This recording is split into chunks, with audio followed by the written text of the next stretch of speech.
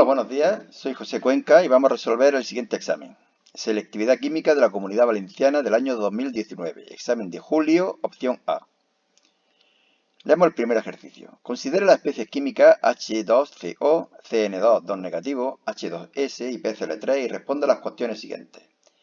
A. Represente la estructura de Lewis de cada una de las especies químicas anteriores. Bueno, aquí tenéis la estructura de Lewis. Todas son realmente fáciles. Todas excepto esta, quizá. Se podría haber hecho de dos formas. Aquí en vez de poner un doble enlace carbono-nitrógeno y otro doble enlace carbono-nitrógeno, podríamos haber puesto un enlace sencillo y un enlace triple. ¿De acuerdo? Serían equivalentes. Bueno, serían equivalentes. Las dos serían correctas.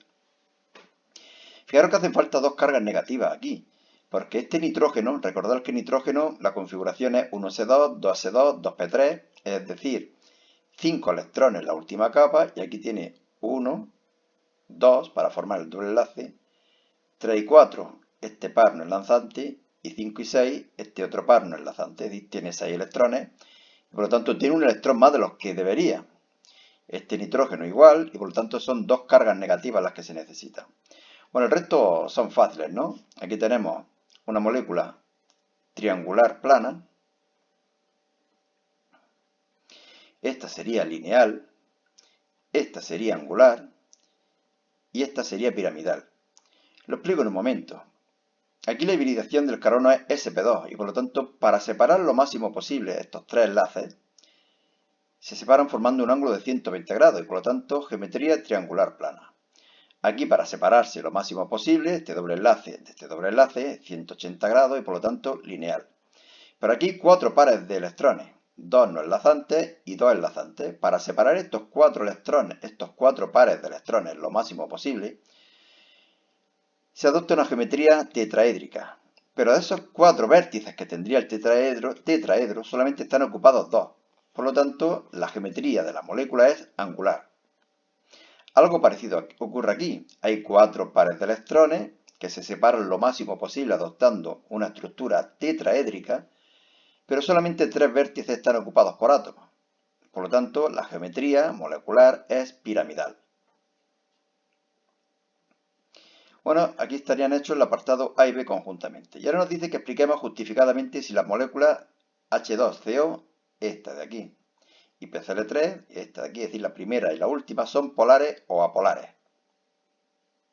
Bueno, lo he representado también de esta forma. Fijaros que aquí, en principio, los ángulos de 120 grados, la molécula es simétrica y parecería que podrían anularse los momentos dipolares. Pero el momento dipolar del enlace hidrógeno-carbono va hacia el carbono, que es más electronegativo, este también, mientras que el del carbono-oxígeno va hacia el oxígeno, que es el más electronegativo. Por lo tanto, estos tres vectores, estos tres momentos dipolares no se anularían y la molécula sería apolar, polar, mejor dicho. La molécula es polar. Algo similar ocurre en el tricloruro de fósforo. Aquí los tres vectores son iguales, pero no se anulan entre sí, puesto que fijaros que tendría que haber otro hacia arriba para que anulara a estos tres. Por lo tanto, la molécula no es simétrica y por ello la sustancia es polar también. Bien, pasamos a hacer el siguiente ejercicio, el número 2.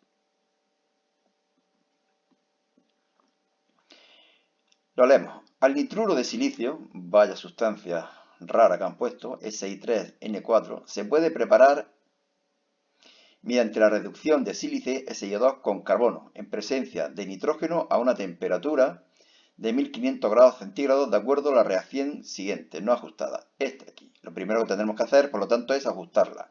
Eso es lo primero que hay que hacer en cualquier problema de química. Antes de pensar en nada, mirar la reacción, a ver si está ajustada o no. Si se utilizan 150 gramos de SiO2 puro y 50 gramos de carbón cuya riqueza en carbono es del 80% en presencia de un exceso de nitrógeno gas, A.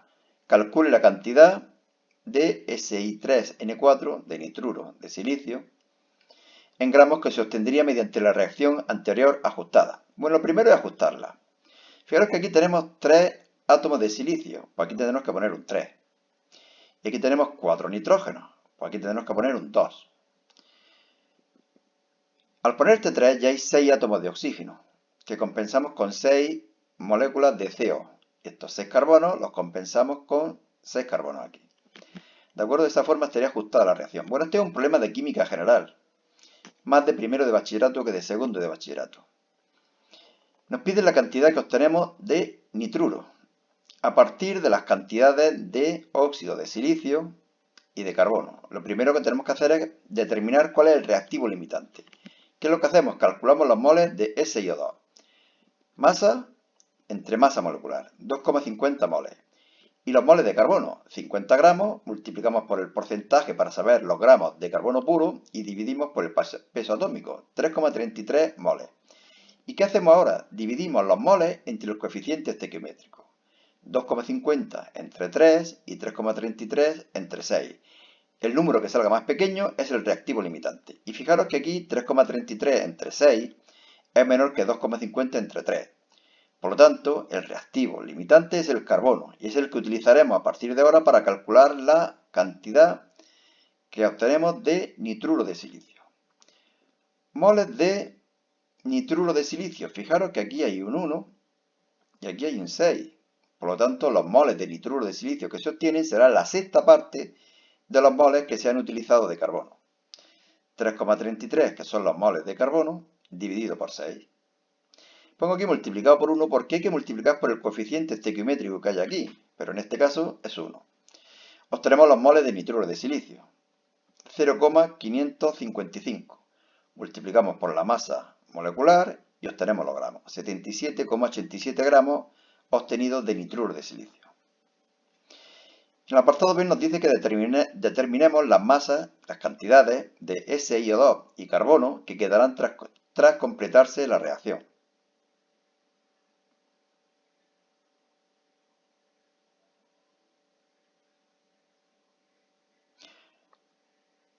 Bueno, estoy dudando por qué. Os lo digo aunque aquí no lo haya expresado.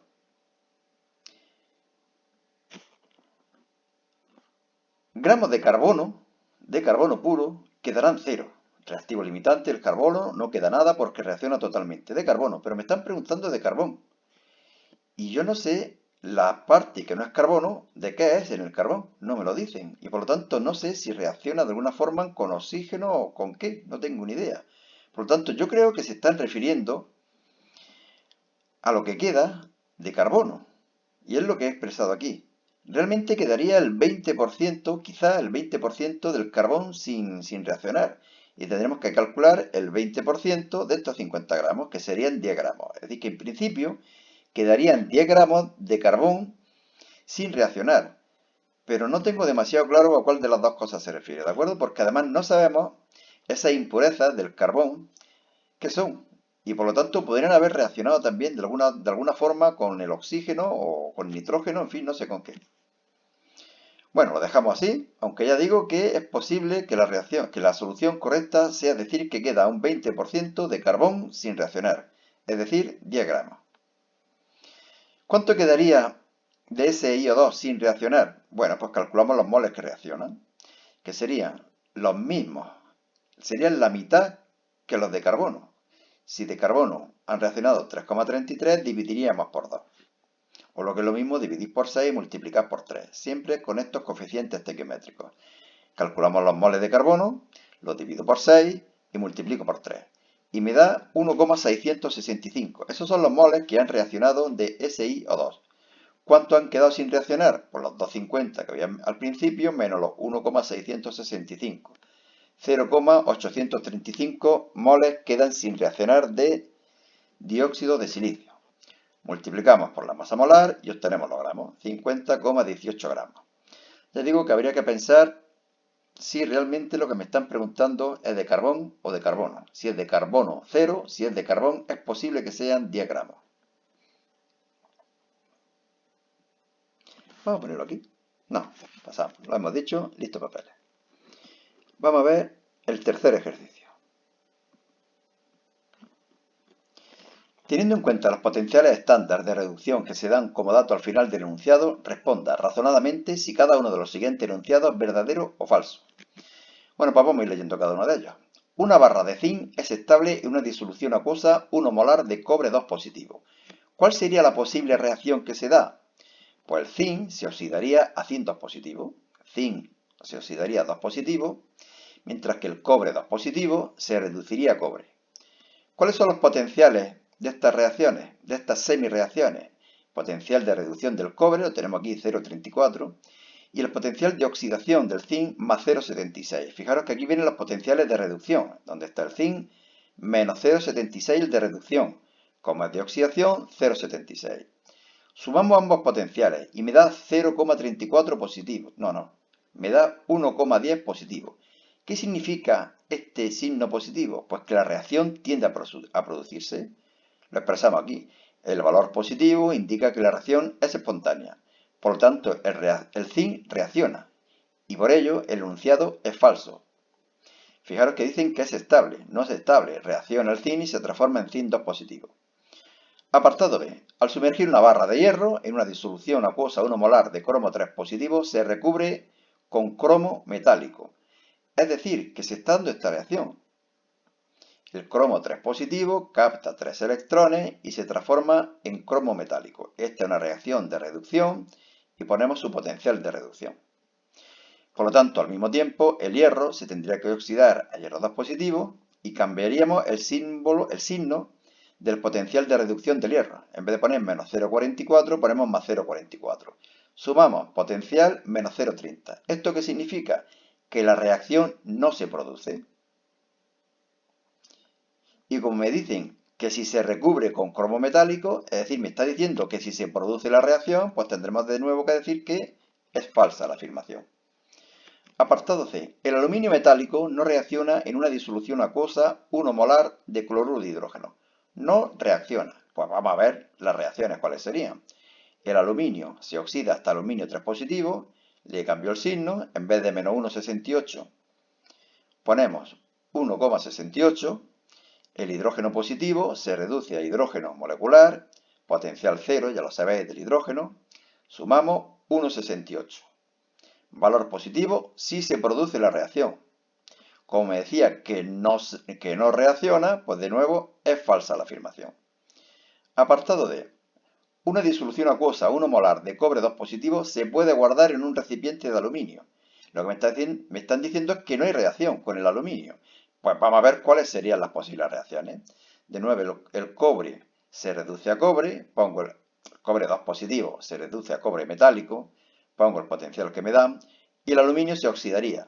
Cambio el signo, y en vez de poner menos 1,68, pongo 1,68. Potencial total, 2,02 voltios.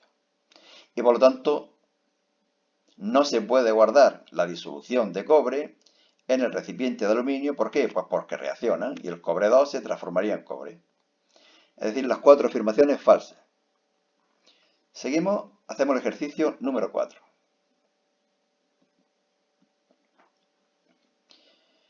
El ácido cloroacético, ClCH2COOH, monoprótico, HA, es como lo vamos a simplificar a partir de ahora, fijaros que aquí lo tengo así. Es un irritante de la piel que se utiliza en tratamientos dermatológicos para eliminar la capa externa de la piel muerta, casi nada.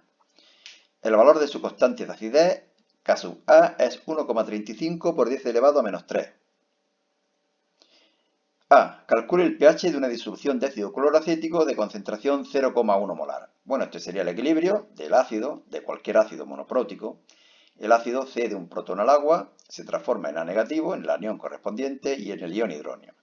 La constante de acidez es la constante de ese equilibrio, es igual a las concentraciones de los productos dividido con las concentraciones de los reactivos. Fijaros que nunca ponemos el agua, se considera que la concentración de agua es constante y está incluida en la K sub A. La concentración de A negativo y de H3O positivo serán iguales, puesto que por cada mol de A negativo aparece un mol de ion hidronio y por lo tanto puedo poner concentración de ion hidronio al cuadrado. ¿Y cuál será la concentración que habrá en el equilibrio de HA del ácido? Pues la que había inicialmente C, menos lo que se haya transformado en iones A negativo o lo que es lo mismo en iones hidronio. Despejamos la concentración de iones hidronio habiendo despreciado esta concentración con respecto a la concentración. Ahora lo veremos al final como es mucho más pequeño que 0,1. Bueno, calculamos y tenemos que es 0,0116, es decir, aproximadamente la décima parte. Si no queremos despreciarlo, tendríamos que haber hecho una ecuación de segundo grado, pero normalmente en estos ejercicios lo normal es despreciar esta cantidad. La constante suele ser pequeña, bastante más pequeña incluso que esta que tenemos aquí, y por ello el error que se comete es bastante pequeño. Aquí el error es algo mayor, puesto que esta constante no es demasiado pequeña. Leemos el apartado B. Según la normativa europea, este problema tiene rollo, el pH de este tipo de tratamiento cutáneo no puede ser menor de 1,5. Calcule los gramos de Cl, CH2, CO o H que, vamos a separarlo, que deben contener 100 ml de una disolución acuosa de este ácido para que su pH sea 1,5. Bueno, nos dan el pH 1,5 y por lo tanto podemos calcular la concentración de iones hidróneo, 0,0316 molar. De esta ecuación despejamos la concentración. Fijaros que concentración menos la concentración del ácido menos la concentración de iones hidróneo será igual a la concentración de iones hidróneo al cuadrado dividido caso A. Es decir, este caso A pasa dividiendo y todo este denominador multiplicando. Es lo que tenemos aquí.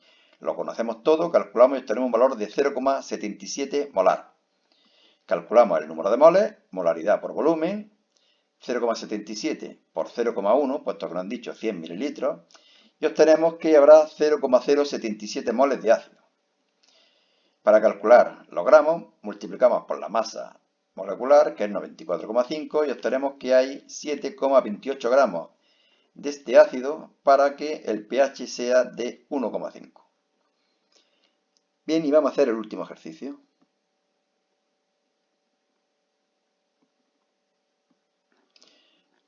Muy cortito, ¿no? Es de formulación. Fijaros que vale 0,2 puntos por apartado. Hay 10 apartados, por lo tanto 2 puntos en formulación. Bueno, un detalle, ¿no? Dice, formule o nombre según corresponda a los siguientes compuestos. Bueno, pues aquí tenemos 5 nombres. Etil, fenil, éter. Un éter se caracteriza por el oxígeno, un mogollón a la izquierda y un mogollón a la derecha. El fenil es el grupo benceno con una sustitución. Ha perdido un hidrógeno y se une aquí al oxígeno. 1,3 diclorobenceno. Pues benceno, posición 1 y 3 o posición 1 y 3. Me da lo mismo. O aquí y aquí, o aquí y aquí. Es igual, indiferente. Acetato de etilo. Quizás deberían haber puesto etanoato de etilo. Creo que es más correcto. Pero bueno, acetato ya sabéis que viene del ácido acético y por lo tanto es un éster. Sería este compuesto de aquí. Dicromato de potasio, directo, se usa mucho en el tema de reacciones redox. Fosfato de calcio, aquí lo tenemos. Este compuesto es un aldehído de 1, 2, 3 y 4 carbonos. Sería por lo tanto el butanal. Aquí está. Una amina con 2 radicales etilo. Será por lo tanto dietilamina. Permanganato de potasio. Aquí lo tenemos. Dióxido de plomo. O también podemos llamar óxido de plomo 4. Y por último, hidrógeno carbonato de calcio. Bueno, y nada más. El examen no ha sido demasiado difícil. Recordaros que yo de vosotros, más que estudiar por exámenes de selectividad, estudiaría por listas de reproducción que están dedicadas a los diferentes temas. Por ejemplo, si vais a estudiar el tema del enlace, no tiene demasiado sentido que vayáis buscando en los distintos exámenes de selectividad las preguntas que corresponden al tema del enlace. Meteros en la lista de reproducción dedicada al tema del enlace y ahí vais a encontrar pues bastantes problemas dedicados a este tema. Sobre todo de temas de ejercicios de problemas. Vais a encontrar bastante más variedad. Equilibrio químico, problemas de ácido base, reacciones redox. Vais a encontrar muchos ejercicios de selectividad. Bueno, y por último, como os digo, últimamente, en este blog encontraréis relatos y novelas que he escrito en los últimos años. Y nada más, Lucas. Hasta luego, a pasarlo bien y cuidado con el bicho.